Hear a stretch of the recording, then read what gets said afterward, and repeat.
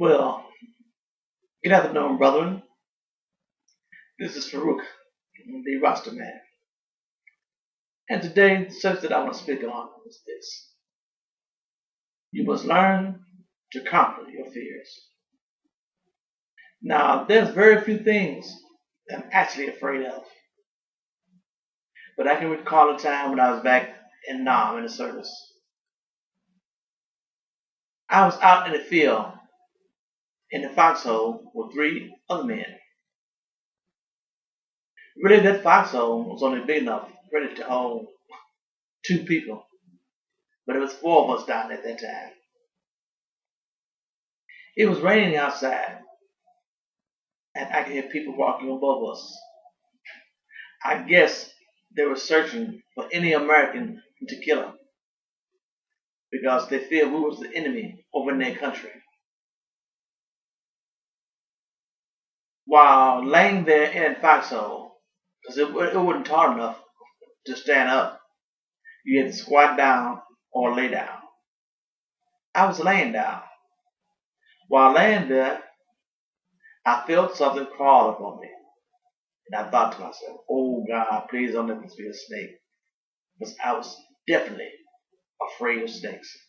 That's the one thing that just give me the ooh, the willies.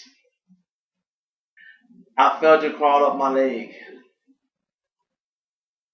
I was getting to open my mouth and yell. As soon as I opened my mouth, one of the soldiers on the side of me pulled up a big knife, one of them Jim Boy knives, and pointed it right at me and waved it back and forth to let me know if I made a sound, that would be my last.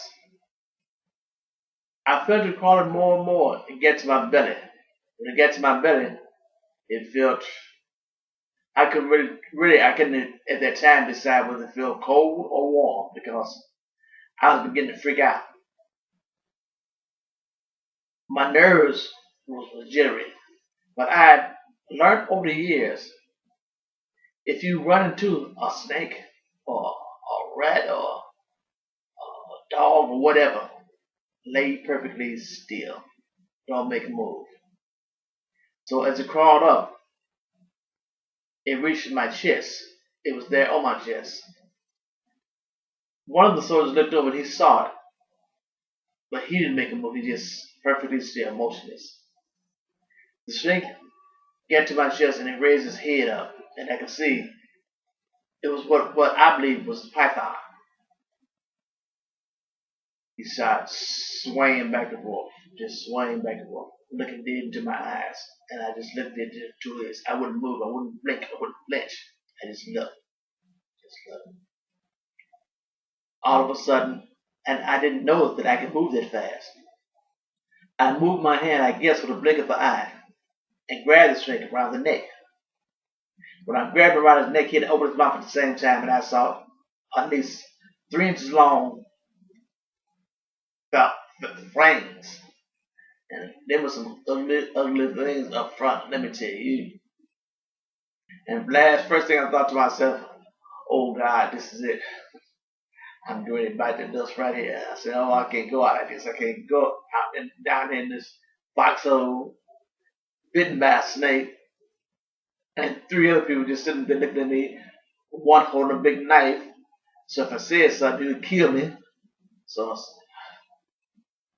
I don't know how long I was holding it. I guess it was about 15, 20 minutes. But that seemed like an eternity. I mean, I was sweating, sweat was all over me. And to tell the truth, which I won't say too much, I peed on myself. I was just that scared.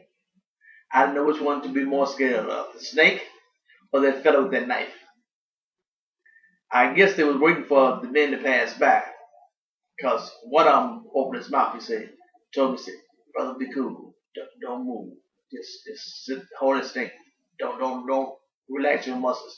Because then he can move his head and he'll bite you. But he didn't have to tell me that. I was so scared. I was squeezing so tight. I didn't know I had that much strength. And I don't know, like I said, I don't know how long I was holding it. The man took that big knife, walked over to me, grabbed the snake, was right over my hand, grabbed his head, and cut the snake's head off. Then he took the snake, he threw the head to the side to say, oh, look at what we get for dinner. We're gonna have some good eating. At that time, I still couldn't move. I was in a state of shock. I just looked.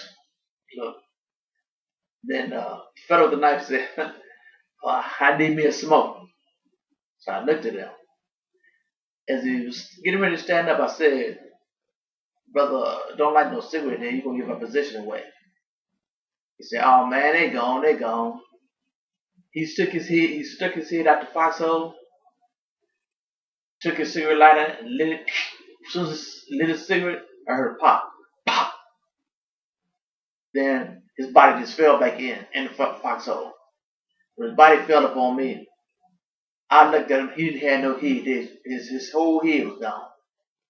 When I saw the blood gushing out, I almost freaked out. I threw up my hands and I was able to open my mouth, and another fella on the side, one of the soldiers, he jumped on me. Thank God he was at least 2 times bigger than me and 2 times stronger. Because from keeping me from making a sound, that's, I believe, what I know, that's what saved our life that day.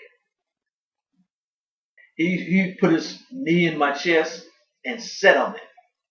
And with one hand, his hands was big. With one hand, he held both of my hands on my chest. He held them down. And with his other hand, he put his hand around my mouth. He held my mouth. So I couldn't say that. From laying there, after a few minutes, which I thought was a few minutes, it may have been a few seconds, I kind of came to my senses and I realized I wasn't going to make a sound no way. So he could have let me go, but he just held me. I guess he was in a state of shock also. Like I said, what seemed for a couple of minutes may have been a half an hour. Then the other GI, he looked out the foxhole. I guess he figured it was safe. And he came back and looked down and said, you can let him go now. Everything's all right. The extra body on the side, we just pushed it to the side. We crawled out the foxhole. Went our ways back to what we call reconnaissance, which is our little campsite. Because we had to make a camp in the jungle. So we had to make it as homely as we could. It's the same thing with marketing, my brothers. That fear that you may have a fear of marketing. You fear you do your SEO, you do your blogging, you may even do a video. And you wake up every morning fearing to run to your computer to cut it on because you fear you may not get any conversion, and then you may. You fear because you won't have any money to take care of your family, pay your rent, or whatever you got to do. And most marketers, believe it or not, are broke. At least 97% of them.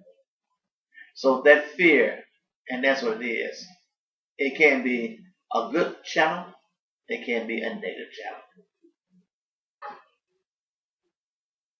One love.